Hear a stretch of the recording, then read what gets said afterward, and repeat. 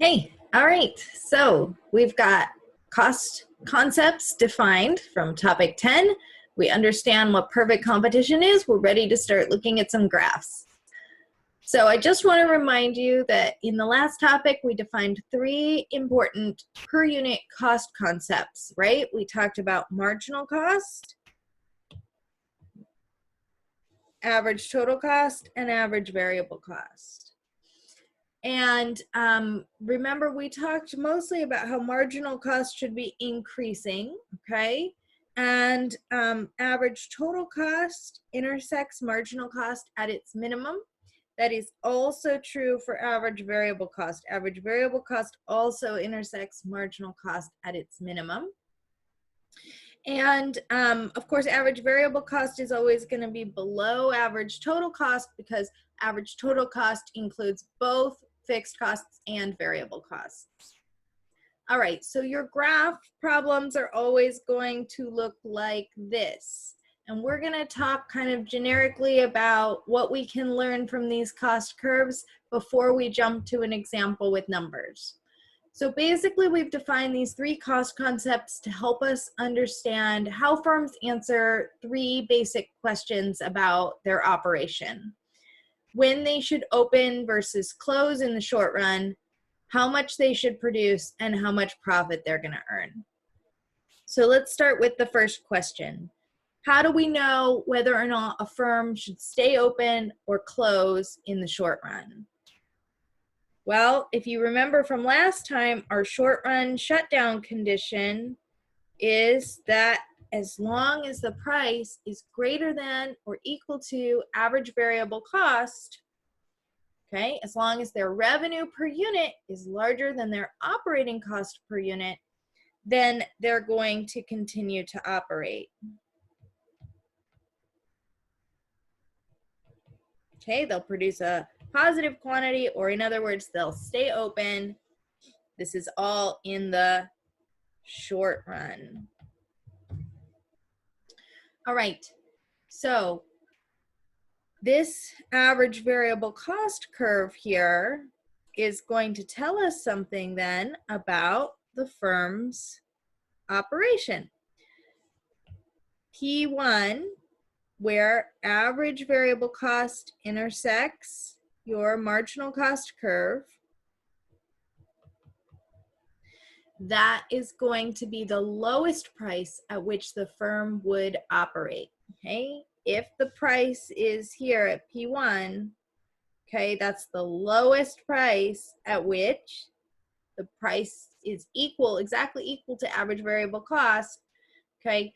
And below that price, you'd be below your average variable cost curve and you would produce a quantity of 0. In other words, you would close. Say, I'm closed at 9 p.m. or I'm closed at 10 p.m., right? In the short run. All right. The next question is, if you're open, how much are you producing, right? How many workers should you staff in your coffee shop? How many cappuccinos will you be serving during those hours that you are open?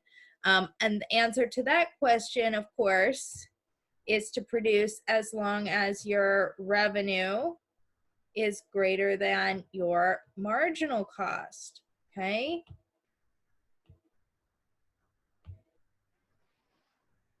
So whatever price we have,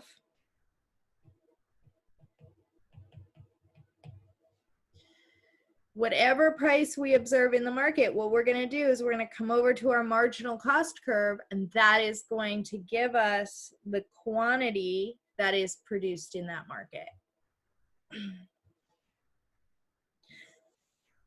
All right, and then finally, how much profit are we going to earn? So the curve that tells us about profit is the one we haven't talked about yet. That's the average total cost curve. And this price here, P2, is another important point on our graph because when your price is equal to, of course, price is always going to be equal to marginal cost. And at this point, price is also equal to average total cost. That means that profit is going to be 0. Why? Because price is your revenue per unit, average total cost is your cost per unit. So when your price is equal to your average total cost, your revenue per unit is equal to your cost per unit, and you're earning zero profit. So this point is really important here. This is the point where profit is equal to zero. And any price below P2, we would have negative profits. Okay, so any price that's less than average total cost, profit will be negative, right? If your revenue is less than your cost, you're going to be losing money. And any price greater, than average total cost, your profit is going to be positive. Let's see if we can get some green here. Okay, so any price above P2, you're going to have positive profits. And I just want to point out one particular region on the graph here that can be confusing, right? This region here between P1 and P2, in that region, the firm is earning negative profits, but continues to operate. And we talked about that last time, right?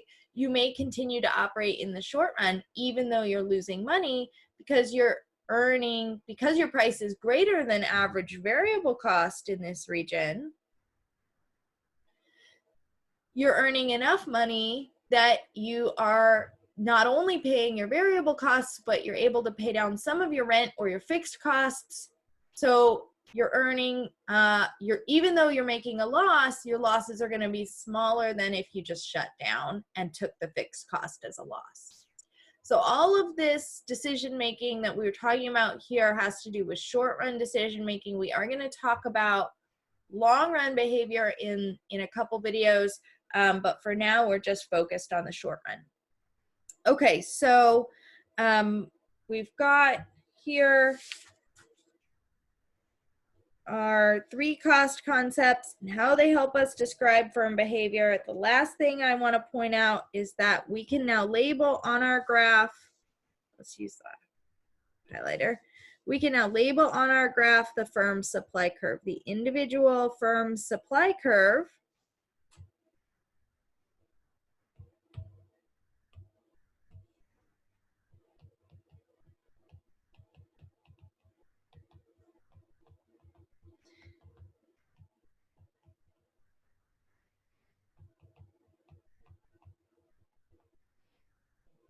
is equal to the marginal cost curve, right? Supply is the relationship between the price and the quantity supplied. That's given by our marginal cost curve, but only above our average variable cost curve, right?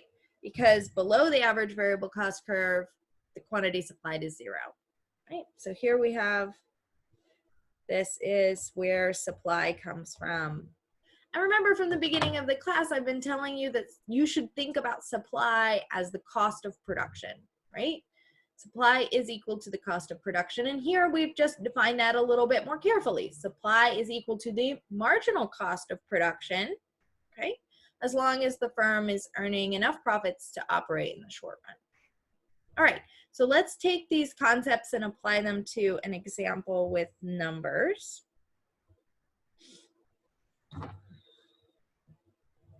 Here we've got a graph of some cost curves and we've got numbers attached. And we want to answer some questions about how the firm will behave in different situations. So the first situation here is that we have a price of 35. All right, so let's find price of 35 on our graph. That's here. What I'm going to do, always want to produce as long as my revenue is bigger than my cost, right? So as long as, okay, we're coming across here at 35 all the way till we get to our marginal cost curve, that's going to be true. And then this is the profit maximizing quantity here, where price is equal to marginal cost. Right?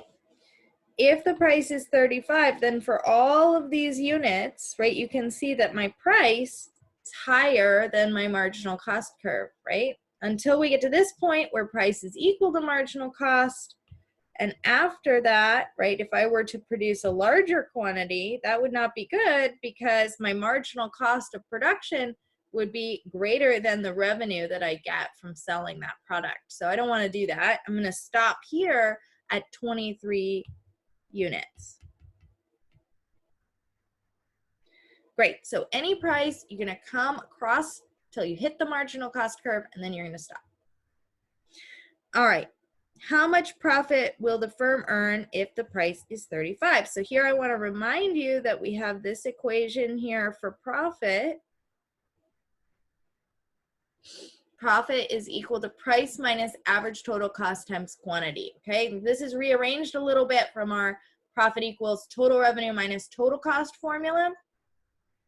But it is the same formula, just rearranged. This formula is useful when you have the graph problems, right? Because we don't have total cost on our graph, but we do have average total cost on our graph. So here, all I need to do is plug in price. That's given in the problem. That's 35 minus, I'm going to skip average total cost for a second, times quantity. Quantity is 23, right? So all we have to do now is to find our average total cost at the quantity of 23. And you always want to think about finding average total cost at a particular quantity because that's how this line works. It tells you different costs depending on the quantity produced, okay?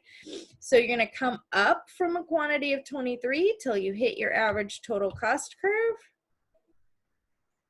Okay, and that's going to tell you what your average total cost is at a quantity of 23.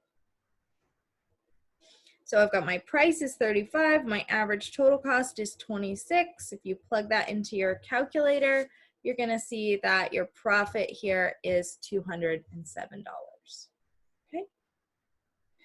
And on the graph, we can actually shade the area of profits. Okay, it's price minus average total cost, that's this distance here, right? Times quantity, that's this distance here. And when I multiply them, I get this rectangle.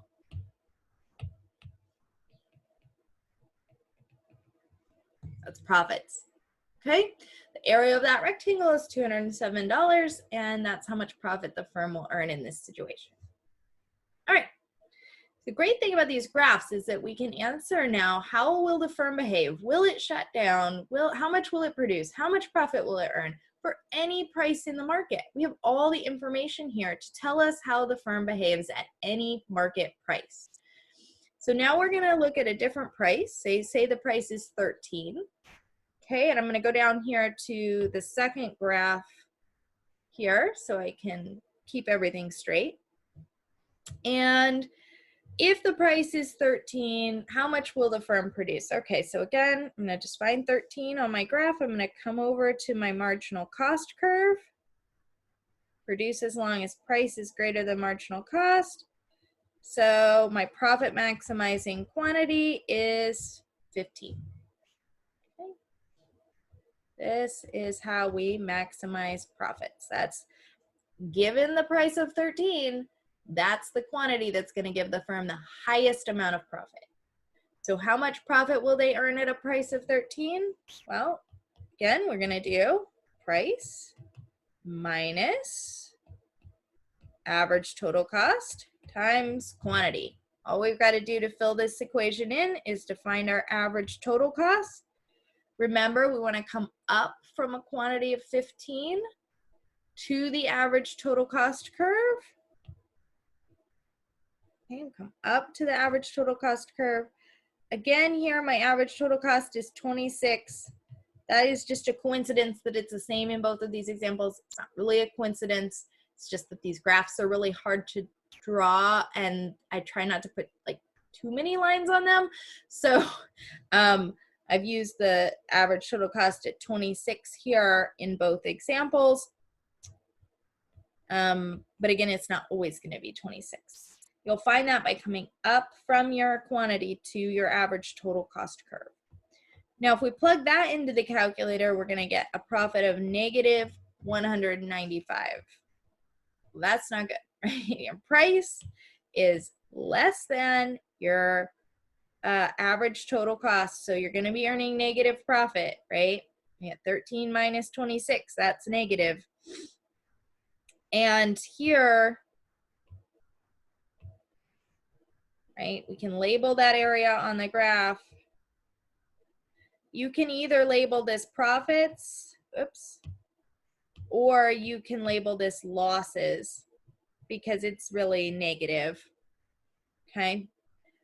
Now, why is the firm here continuing to operate or produce a quantity of 15 even though they're losing money? That's because at a price of 13, we're still above our average variable cost curve, right? Still above the average variable cost curve, so the firm will continue to operate in the short run.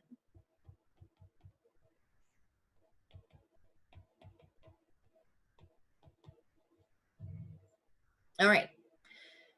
So, next question. Below what price would profits be negative? Below what price would profits be negative? Well, we know this point here where average total cost intersects marginal cost, that's where profits are equal to 0. Any price below $25 is where profits would be negative. Remember, there are two kind of important intersection points on this graph. One where marginal cost intersects average total cost, the other where marginal cost intersects average variable cost. And that's actually our next question, which is below what price would the firm shut down in the short run? So for short run shutdown, we want to pay attention here to average variable cost.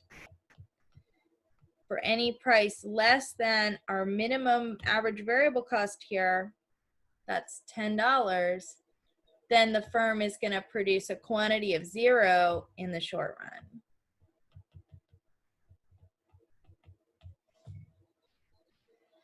All right, good. So all of your sort of short run competition problems are going to look like this. We had the table problems from the previous topic. We've got these short run graph problems. In the next video, we're going to talk about long run competition, where we're basically going to take what we've learned with these graph problems and we're going to add on a piece to describe what's going on in the market so that we can see firm entry and exit. All right, I'll see you in the next video.